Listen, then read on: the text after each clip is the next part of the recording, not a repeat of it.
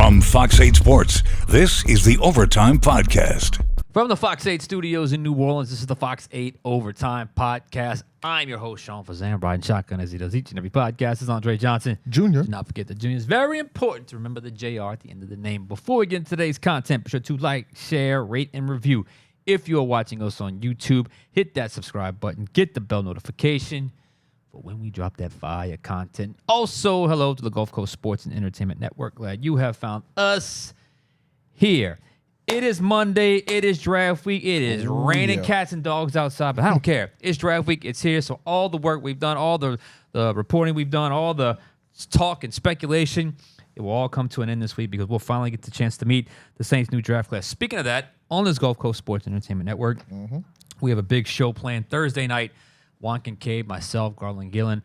We will have the Saints draft show from 6:30 to 8:30 on the Gulf Coast Sports and Entertainment Network. So be sure to check it out. We are going to be on the air as the Saints draft their first round pick at number 9. Speaking of drafting, well, first of all, how you doing? You know, I'm feeling good now that I've dried off a little bit. We had to go back and forth between this station and the new station that if you're in New Orleans, you've seen off the interstate. And it started raining right when we were out there. So it was an adventure, but, you know. It was an adventure. New studio looks nice, though. It does new look building nice, looks real nice. It's going to be fun when we finally get new podcast set coming eventually. Coming soon. Tease. All right. Okay. Y'all been asking for it. It is. Here it is. It is Mock Draft Monday, my final mock draft of this season. Like I told y'all before, these things, they're labor of love for me because I stress so much about them because I'm always worried that the grade is not going to match the pick. But you know what? I did my best. So that is where we're going to go with the big picture today. Fazende Mock Draft version 2.0, my final mock draft. By the way, I'm going to set the ground rules now. If the Saints, I take credit for if any one of the players the Saints draft appeared on either one of my mocks, I take credit for that. I take full credit for that. It still counts. Gotcha. So not just the last one. So just get that out of the way now because it's kind of like a little thing between us and the. We kind of check all the mocks. Who got it right? Who got the picks right? So I like it. I like being right. So without further ado, let's go with the Fazende Mock Draft 2.0 with the big picture. All right, well, big picture. We're going to start as Roger Goodell walks out, and he says, with the 9th overall pick, the New Orleans Saints select. Now, the first time around when we did this mock draft, we went defense. You went with Will Johnson from Michigan, the corner. Are we sticking defense, or are we switching things up this time around for pick number 9? Still think Will Johnson is a possibility, but we have bypassed Will Johnson in this mock. We are going to the other side of the ball, and we are going with Penn State tight end Ty Warren. Look, this is one of the most fun prospects you're going to watch on tape. What he did for that Penn State offense was unbelievable.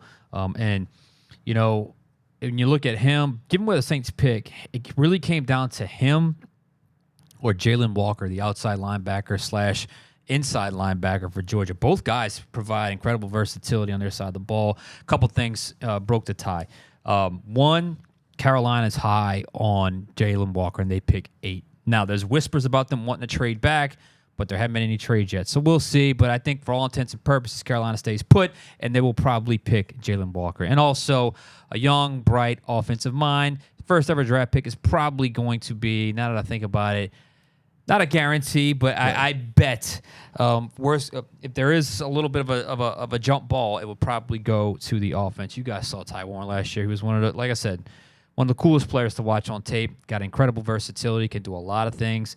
With Taysom being a guy that's banged up right now and hopefully getting healthy enough to come back soon, you know, Warren can take shape of some of that versatility. He's not going to be able to do everything that Taysom Hill does, but maybe there's a couple things he can do that bring a little different dimension to that versatility. But the bottom line is he's a receiving threat. He can block. He's one of the best tight ends in football. He made such an impact. I don't know where you'd rank tight end as a need, but I think he's an offensive weapon, and I think they just need playmakers. And I think Ty Warren, to me, checks a big box at playmaker. So Ty Warren is a pick at number 9. What do you think? You know, you mentioned that versatility. He's a guy who had 1,200 receiving yards last season at Penn State. He also had 218 rushing yards with 4 rushing touchdowns. How about I believe that? he passed for a touchdown as well. So Penn State used him in a lot of different spots in their offense. And when I watch him, he's a big, strong guy, kind of a throwback tight end. He really is. He reminds me of Greg Olsen in the way that the Panthers used Greg Olsen during that one of my favorite Cam players Newton era. And, Greg Olsen was kind of the Saints crossover. killer, man. He was a Saints killer. And he was the crossover between the old tight end, but he kind of started to see the transition to the newer NFL tight end in Greg Olsen as well. And that's what I see in Ty Warren. And Sean, you mentioned the need at tight end. It's there. I mean, if you go back a decade, you'll see names at the tight end position like Ben Watson, Josh Hill, Jared Cook, Adam Troutman, Jawan Johnson, Foster Moreau, guys who weren't necessarily game changers at that tight end position. The last time they had a game changer at the tight end position was prime Jimmy Graham, and they've been searching for that guy ever since. They have not been able to find him. Perhaps they find him this Thursday, with Ty Warren. Now, one thing you've been consistent on throughout this offseason and throughout this draft process was you don't see the Saints drafting a quarterback at 9 overall, and you stuck with that trend, passing quarterback up for the tight end in this one. Yeah, I did. I thought long and hard about it. I checked with some people, and then, I checked with people, and then, I had a discussion on the final play with Catherine Terrell. She's talking to people.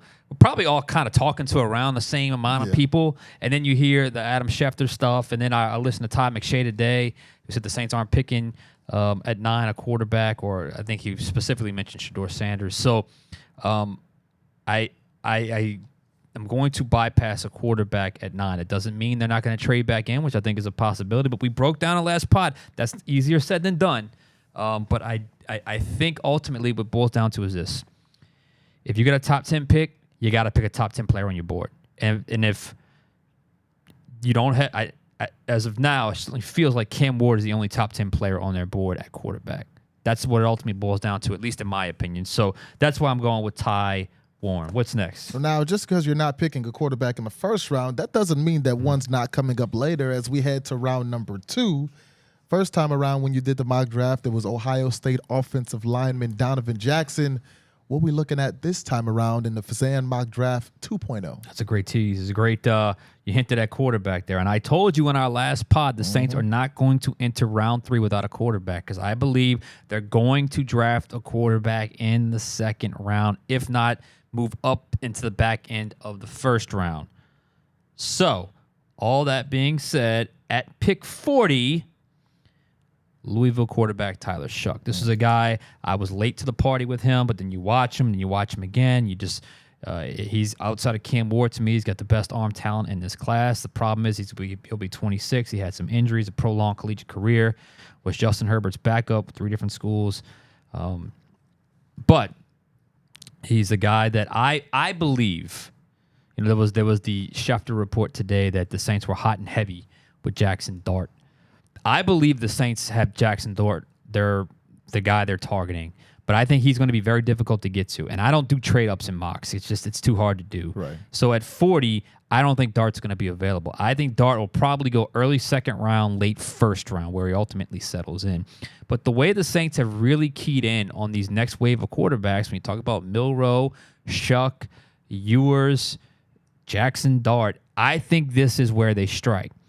There are some. I can understand why those are hesitant about Shough, and I agree that there are some issues. I mean, he had injuries. Although you listen to some of the people, they talk about a lot of his injuries had to deal with more with broken bones. It's something he can maybe overcome in his age. I think the age can actually be a maturity thing if he handles it the right way. And look, we said in the last pod, this quarterback they draft will have a very real opportunity to be the starter in 2025 if Derek Carr does not come back.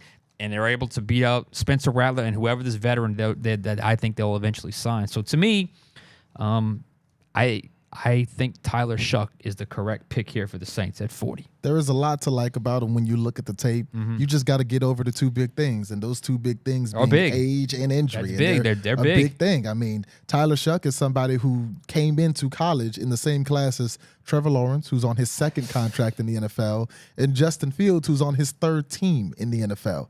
He was in the same high school class as those guys. So he's definitely, coming into the league a little later.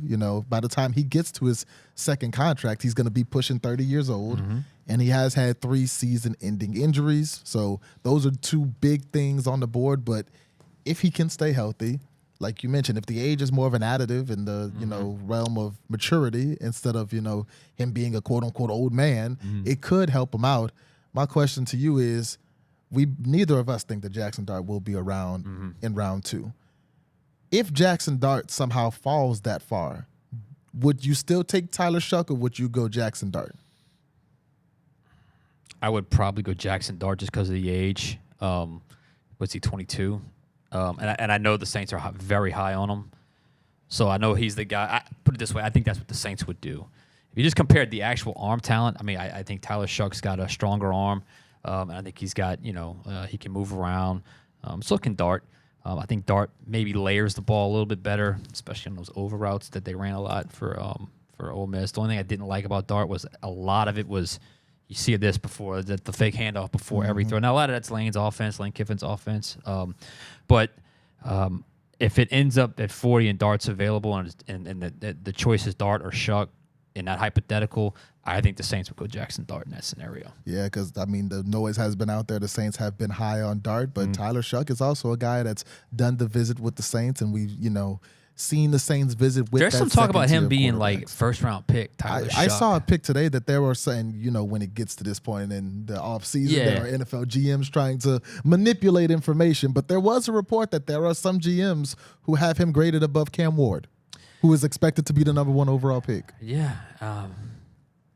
There's a lot to like about him. And look, if he just had a semi-normal college career, we'd be talking about him in the first round. Yeah, if he was 4 years younger and didn't have the injury concerns, he would probably be a borderline top 10 guy. Yeah.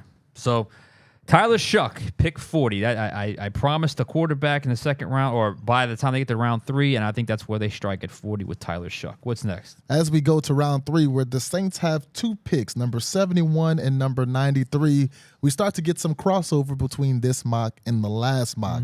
Now, last mock, in the second pick for the Saints for the 3rd round, you had Braden Swinson at 93. This time, as we look at pick 71, Swinson's moved up a bit. I have moved him up to 71 from 93. I did that just because of where I'm seeing him kind of land on certain mocks. And look, it's 3rd round grade in the 70s and 80s, somewhere between 70 and 90. There's a lot of fluidity right there. And I just like the fact that he's a true 3-4 edge outside linebacker. And right now, I don't think the Saints have one.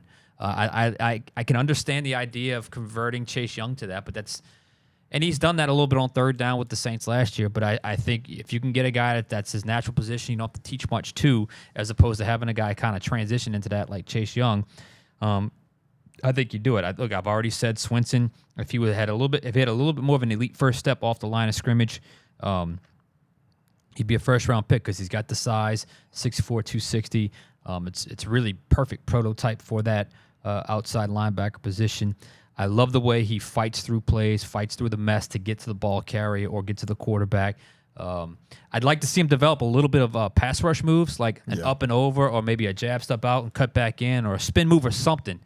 But I think this is good value. I think he's got a good base to work with. You can coach that up. I mean, you really can. So I am going to stick with the LSU Tiger and Braden Swinson, 3rd round pick. Right. Braden Swinson leading the Tigers last year with 8.5 sacks. And, he doesn't have that explosive first step. He's not super fast. He's not super strong, but you can talk about what he doesn't have physically. One way or another, he finds his way back in that backfield, whether it's to bring the quarterback down, to force him to throw the ball before he wants him to bring the running back down. Braden Swinson stays in the backfield, and that's what you want. And like you mentioned, he's a fit for the 3-4 scheme, which a lot of people think the Saints will be switching to this season with Brandon Staley coming in. That's the system he's ran pretty much his entire career. So Braden Swinson definitely kind of fits the mold of what the Saints could be looking to build toward. I think it's good value, and that's the thing. Look, you're getting into like the meat of the Saints selections with a second, 2 3s, 2 4s, but also this is the strength of the class as a whole. There's a lot of graded prospects in this round 2 through 4 that I think you can find really good players that could start for your team fairly quickly, and I think that's where the Saints have to strike, and hopefully they do that with this first 3rd round pick. What's next? Up next. Last time, around mock draft 1.0, The second pick of the third round for the Saints, we just mentioned him, was Braden Swinson. So this time around, you got to pick a new name. Are we staying on defense in the second half of round 3? We are. And we should mention, in the previous draft, the first third-round pick was Jaden Higgins of Iowa State. It broke my heart to take him off this mock. He's one of my favorite players in this class. But just given the way, what really changed was the urgency at quarterback. And I really had to shuffle some stuff around. So I had to move on from Jaden Higgins, although if they draft him, I'm taking credit for it. I'm going with Virginia Tech cornerback Dorian Strong. Dorian Strong is a guy that you watch his tape. He played a lot of press man. He's got good size. He also has a good awareness to play in space when they do zone for Virginia Tech. The need for corner is still there, ladies and gentlemen. It is still there, very much gaping hole. And I think this is you're gonna see similar to what I've talked about with quarterback, especially if cars come back, they'll draft one and maybe sign one later. I still think they're going to sign another one or make a deal for another one even after the draft. But Dorian Strong, to me, is a guy that good ball skills, physicality when he presses is impressive. I like the way when he's in these trail techniques and he's guarding these over routes, it's a very difficult route for these guys to guard because it's a lot of green to run. He seems to have good ball skills when it comes to that. And also the Saints had to say goodbye to Paulson Adebo. He turned into a decent player. They got a nice contract. He was a day one starter as a third-round pick. Yeah. So you can strike. You can get so many good players in these types of rounds, and I think Dorian Strong is a guy that can come in and provide value for the Saints. Right, and I knew you would circle back to that corner position because in the first round, the first time you did the mock draft, you had Will Johnson, the corner from Michigan, in the first round. Obviously, with things switching up and going a little more offense heavy with round 1 and round 2, you got to get back to corner. And I mean, Dorian Strong is an excellent man-to-man corner. He's like the old school guy where you're just like, hey, leave him on an island, let him take out this receiver. That's kind of how Virginia Tech used him, and that's something that does transition to the NFL. Now, is he as fast as maybe a Will Johnson is?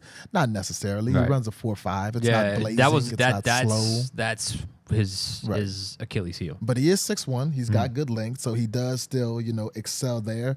And you mentioned it. The need is there because right now you've got Alontae Taylor, you've got Kool-Aid McKinstry, and you've got Isaac Yiadom. That's probably your 1, 2, and 3 as we sit here right now before the draft. You can't go into the season like that. You've got to add some more guys into that room. And like you mentioned, when they drafted Paulson Adebo in the third round, he started immediately. Dorian Strong is a guy who could potentially step in and start immediately, even if it is just in a nickel set. I like the pick. And look, you mentioned nickel. I don't know that I saw a lot of nickel on his tape. Given his length and his press ability, they probably kept him more on the outside. Which could work for the Saints because I like Alontae Taylor. Because you can play Alontae. And that's where the value of Alontae Taylor comes in is, okay, if I pick this guy, he's a nickel, okay, Alontae can go outside. Well, I pick this guy, he's outside. All right, Alontae can go inside. So that's another element to this as well. All right, what's next? We've had some big changes between 1.0 and 2.0 in your mock drafts, but in the fourth round, pick number 112, we stay in the same with a guy who I know you like a lot. I love him. Kansas State running back DJ Giddens. This is an epic class of running backs this year. This is a class of running backs where I know they're not the high-value position, but they matter. Just check the Super Bowl. Check the Super Bowl champions for further proof. Check a lot of other teams that have impact running backs. They still make a difference, folks. So DJ Giddens, running back from Kansas State, is my guy. So shifty. Home run ability. Can catch the ball in the backfield. I don't know how he's rated this low, but that's just because of the stacked running back class. But this guy, you get him in the fourth round, and I spoke to a couple people. They feel like you can get an impact guy when it comes to running back later in this class. I mean, this is another one that if he could pick up the offense, could be a really good balance to the smooth nature of Alvin Kamara, this sort of shifty guy in the hole that's got that home run ability. Look, I think the Saints are going to draft a running back. I know Kellen Moore realizes how important that it is. And if you're sitting there at 112, and you get a guy that's going to give you solid snaps, respectable amount of carries and yards per carry and touchdowns, DJ Giddens might be the guy. DJ Giddens with back-to-back 1,000-yard seasons at Kansas State, only one fumble in his last 2 seasons as a Wildcat. So you love to see that, and then you love to see the tape. He's a guy who I've consistently compared to Le'Veon Bell. He's a taller running back, but he doesn't run like a power back. Yeah. He's got so much patience when he gets that handoff to kind of dance behind that offensive line, wait until he sees that crease he wants, and then he bursts through it. Is he going to run a 4-2? No, he's not. Is he going to run people over like Derrick Henry? No, he's not. That's not his game. But a patient, smart running back that excelled on the collegiate level and can bring you something that the Saints really haven't had recently, because Jamal Williams has been the second running back the last few years, and the Jamal Williams experiment did not work in New Orleans. So a guy who can, take some of the load off of AK's shoulders, and there was a heavy load on AK's shoulders last season with the lack of production from Jamal and Kendre Miller being in and out the lineup, just so many questions at that backup running back position. I think he could, be an exclamation point and not a question mark. And that's it. I mean, Alvin's not going to last if he doesn't get some kind of help. They need someone to help Alvin. This guy can do it. What's next? Up next, we're staying in the 4th round, going to pick 131. Last mock draft, that's where you went tight end with Gunnar Helm from Texas. This time around, we're staying on offense, but it's not a tight end. Not a tight end. And normally this is way late for the Saints to address the offensive line, but I'm going here. With West Virginia's Wyatt, is it Milam or Milam? I'm not sure exactly how you pronounce it, but you watch him. He was a left tackle at West Virginia, 4-year starter, at least according to the draft profile I read. And you watch him play, put together nice, projects to kick inside at the next level. And I don't know, something about these offensive linemen that play a lot of college football, the jump to the NFL doesn't necessarily scare them. And obviously he played some big-time college football. He's a guy that's been highly productive, was at one point committed to play baseball at Marshall as a left-handed pitcher. Did you see that? Yeah. And now he's a 6'6", he must have gained a few pounds. 300-pound. I have never seen that before. So that really stood out to me. So clearly he's a guy that's got some athletic ability. Man, pitcher to offensive line, that's still unbelievable to me. But I think the Saints, and this guy is a guy who can come in. You had that need at left guard. He can compete right away for left guard. But even if he doesn't win the job, you need some quality depth along that offensive line. They've addressed it with some guys, Reduns and some other guys. But you draft a young guy like this middle round, it can pay off. So Wyatt Milam is the pick for the Saints at round 4. And he's a guy with great technique. If you look at the negatives in his game, all of them are physical. They say he has short arms or whatever, but his technique and his experience shows when you watch him play. I think he's a great option on the offensive line for the Saints. I will pick this up here. We're going to run out of time here. So, yeah, Wyatt Milam is the pick at round 4. What's next? We go to the 6th round pick, 184. Last time you picked the jack of all trades, Riley Leonard from Notre Dame. This time around, where are we going? We're going, look, I had to say goodbye to one big receiver in Jaden Higgins. I'm going to pick one up right here. Andrew Armstrong, wide receiver out of Arkansas. Underrated player, 6'4", 205 pounds. You watch him, you really like, he stands out physically. He's very big. Look, he's not a burner. He only runs about a 4.5, but neither was Marcus Colston. But you watch the routes he runs. He runs those in-breakers, middle of the field in-breakers, those digs, those seams, those kind of skinny post types right over that in between the seam, middle of the field area. He can run after the catch, although he's not a fast guy. He's productive enough there. He's going to be a possession receiver at the next level. And Andre, I don't need any more 5'11" guys that can run 4.2s. They got enough of those. I need a guy that's going to make the tough catch in traffic. And I think Andrew Armstrong for the Razorbacks can do so for the Saints in round 6. And that's a legit red zone target that can have an impact day one. My only concern with him, he's one of those COVID seniors. So he's going to turn 25 this season. Okay. That's, a little older compared to some of the other wide receivers. But again, he's a guy who can step in. And his skill set is something the Saints won't have when they step on the field day one. Yeah, Andrew Armstrong, the pick in round 6. What number is that? That is 181. 181. All right, what's next? Now we go to 248, 7th round. Last draft, you had them selecting Caleb Ransaw, the DB out of Tulane, Are we staying there? We're going to stay with him. I think they add another addition to the defensive backfield. I think he's a player that's got position versatility. I think he's a guy that's got some athletic ability. And I think he's a guy he would embrace the opportunity. So round 7, you're trying to find guys that can catch on. You're trying to find guys that can contribute to special teams. You're trying to find guys, if they don't necessarily catch on, can be one of those practice squad, up one week, down another week, but still guys are going to have the right attitude. We talked to him at Tulane's Pro Day. Caleb Ransaw, to me, is a good selection in round 7. He ran a 4.3 40. He had a 40-inch vert, a 10-foot 9-inch broad jump. He's a physical freak of nature, and you can't teach that stuff. You saw him at Tulane's Pro Day. You can teach him how to cover and some of those things, but you can't teach what he's already got. Played 5 positions at the collegiate level. So, all right, we got one more pick left. What's next? I know you love your special teams in the 7th round. Last time for 254, you had the Saints picking Alex Mastronomo, the kicker. This time around, are we staying with him or are we going elsewhere? We're going Ryan Fitzgerald. I believe that was the punter I had last time. Punter, I think this was right. his teammate, Ryan Fitzgerald, the kicker from Florida State. Perfect on his field goals last year. Was 19 of 21 the year before that. Look, competition. There's other players that could pick right here that may have a shot at making the roster or may not.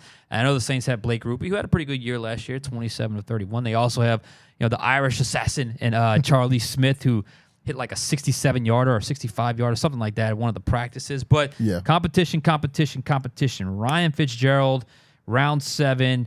Look, I want everybody to feel like they have to earn their spot. No one should come into the season feeling like they have it already. So Ryan Fitzgerald, a good pick for the Saints to close out Fazende Mock Draft 2.0. Yeah, you mentioned he didn't miss last year, and he was 5 for 5 from 50+, and that's what the game is evolving to. That's it. When you need a 57-yard kick, you need a kicker who can step in and make that in the clutch. And this is a guy who last season did a lot of that. So it's 1, 2, 3, 4, 5 offense, 3 defense, and 1 specialist. That is the Saints draft class for 2025, according to Sean Fazende, Mock Draft version 2.0. You like it? I like it. We're going to see if the people in the comments like it, because one thing about y'all will let us know. Please drop a comment. Let us know if you like it, love it, hate it. Either way, we love to hear about it. All right. They were pretty nice to me last time, so maybe they like this one as well. All right, for Andre Johnson Jr., I'm Sean Fazende. We'll catch you guys next time on Overtime.